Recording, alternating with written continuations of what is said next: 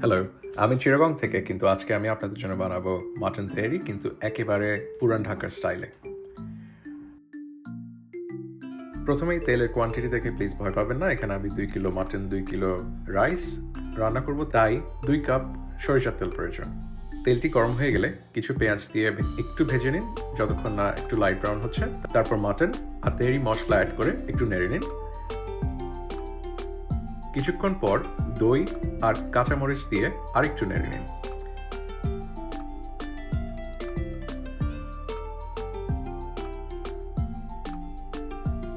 তারপর স্বাদ মতো লবণ দিয়ে আরও কিছুক্ষণ ঢাকনা দিয়ে রেখে দিতে হবে, যতক্ষণ না পর্যন্ত মাংসটি প্রপারলি কুক হয়ে যাচ্ছে। মাংস এভাবে পুরোপুরি রান্না হয়ে গেলে আমরা এটিকে তুলে একটি সেপারেট বোলে রাখবো।